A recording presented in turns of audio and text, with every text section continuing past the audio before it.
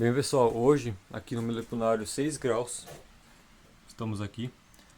Ontem fez aproximadamente 2 ou 3 graus durante a parte da manhã, porque deu geada, então foi mais ou menos para essa temperatura.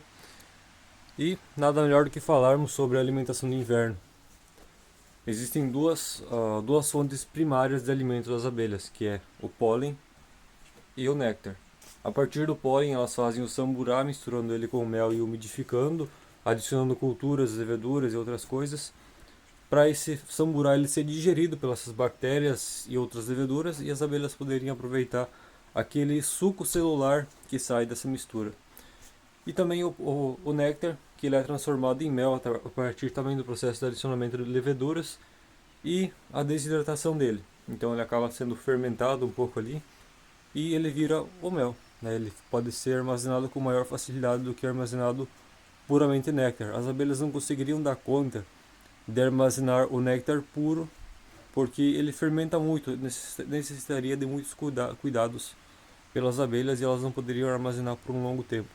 Assim, então, elas armazenam ele em forma de mel, que ele dura mais tempo e precisa de menor cuidado. Quando chega o inverno, as abelhas elas não param de consumir o alimento. Muito pelo contrário, o alimento energético ele é mais requisitado durante o inverno, porque as abelhas precisam fazer o processo de aquecimento do ninho. Agora, por exemplo, 6 graus aqui no melicunário. As abelhas precisam que o ninho, as células de cria presentes no ninho, elas estejam acima de 20 graus para elas não serem prejudicadas e de preferência acima dos 30 a 35 graus para elas poderem se desenvolver corretamente, né? As células elas poderem o ovo virar larva, pupa, enfim, e se desenvolver. Para isso as abelhas precisam aquecer essa estrutura. Se nós fôssemos abrir uma caixa agora a gente não pode abrir a caixa, obviamente, por causa da temperatura, mas se nós abríssemos a caixa, a gente ia ver na parte do ninho todas as abelhas agrupadas. Elas estariam ali agrupadas na parte do ninho e batendo asas. Se a gente abrisse aqui, a gente não ia quase ver nada de abelhas na parte superior, nos invólucros, nas partes laterais. Elas estariam todas agrupadas no ninho. Aqui fora a mesma coisa, tá? Por mais que já tenha nascido o sol, não há nenhuma abelha no pito de entrada. Até o pito de entrada ele está um pouco reduzido e um pouco mais fechado. É o processo normal delas, tá? Ah, e é isso basicamente. Para isso que serve o mel, o alimento energético delas, para dar energia.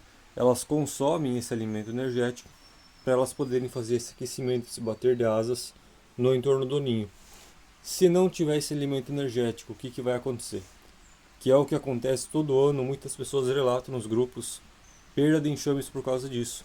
Que as abelhas vão consumir toda a reserva energética e elas vão ficar sem comida, sem energia e vão morrer de fome. Elas não vão morrer de frio, tá? A abelha para morrer de frio tem que ser uma temperatura realmente muito baixa. As células de cria elas são um pouco mais frágeis quanto ao frio, mas as abelhas em si elas precisam de temperaturas bem frias mesmo para morrerem de frio. Normalmente quando as pessoas falam que o enxame morreu de frio, é porque ele morreu de fome, na verdade. Ele morreu por falta de alimento energético. Então as abelhas consumiram toda a energia delas, continuaram a bateção de asas para aquecer a estrutura do ninho, ficaram sem energia e morreram de fome. É isso que acontece em quase todos os casos. Então por isso é importante fornecer alimentação energética para elas durante o frio, durante o período de frio. Não no dia de frio, por exemplo, abrir agora e botar alimento, isso é uma prática errada, porque eu vou estar inserindo ar frio para dentro do enxame. Então tem que estar fazendo essa alimentação energética um dia antes do frio, ou na tarde do dia anterior, né? Que é nas temperaturas mais quentes para estressar menos o ninho.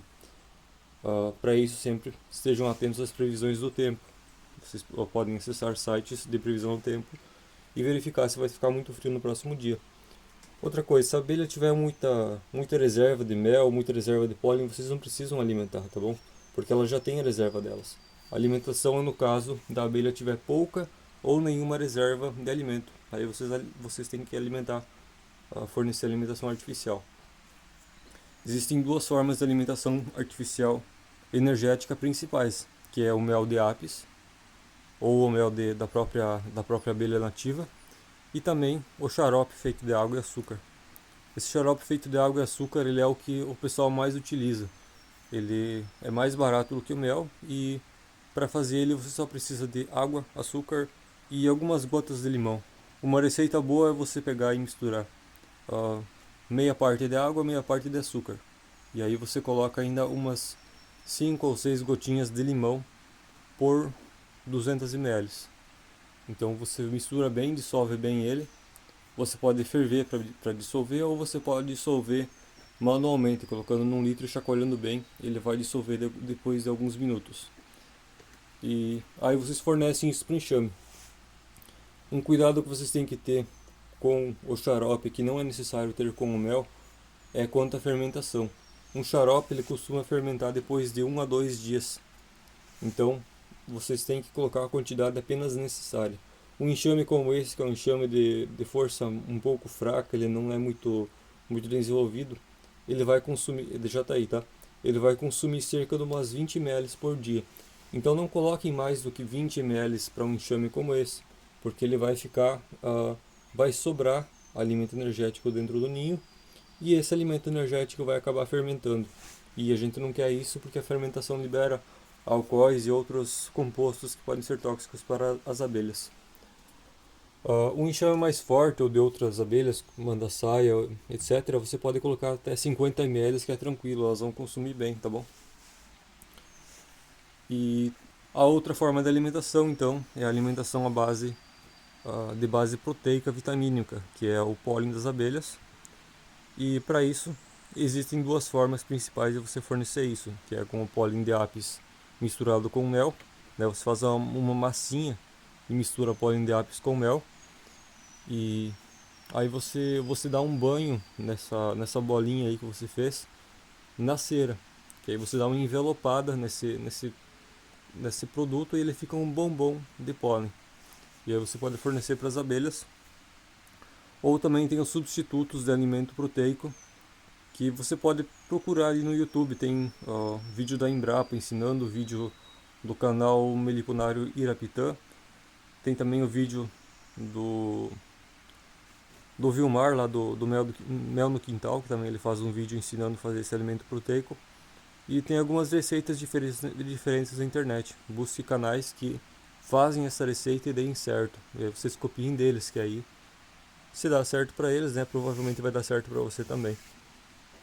Os cuidados que você tem que fazer, que você tem que ter, se você for usar o pólen de apis ou o mel de apis na alimentação das abelhas nativas, é saber a procedência desse produto, porque há produtos que eles contêm uma doença, né, que é a cria pútrida europeia, que ela pode acontecer nos enxames de apis e ele pode ser trazido para as abelhas nativas. Então, se você não tiver um produto de boa procedência, não use. Use os alimentos substitutos que não têm essa possibilidade de contaminação pela cria pútrida europeia. Se você não fornecer o alimento proteico vitamínico durante o inverno e faltar, o que vai acontecer é o seguinte: esse alimento proteico ele é mais utilizado para fazer as células de cria, né, o alimento larval, e também é utilizado como consumo pelas abelhas mais jovens. As abelhas mais velhas consomem pouco desse produto. Então o que vai acontecer é a falta e você vai ter um prejuízo no desenvolvimento do enxame durante o inverno. As abelhas menores vão ficar mal desenvolvidas e elas podem inclusive ter o hábito de roer as células de cria para consumir o alimento larval das outras crias que estão por nascer. E isso dá um grande prejuízo que você não nota no momento, mas na chegada da primavera você percebe que esse enxame ele vai ficar fraco, ele não vai conseguir se desenvolver tão rapidamente quanto os outros, porque você vai quebrar uma parte do processo de desenvolvimento do enxame, né? As crias mais jovens elas vão ser afetadas e quando for a hora delas serem adultas e estarem prontas para trabalhar, elas não vão existir porque elas não se desenvolveram. Então é um prejuízo que você vê a longo prazo. Essas são as importâncias de você fazer alimentação no inverno. Espero que o vídeo tenha ajudado vocês. Curtam e compartilhem. Ok.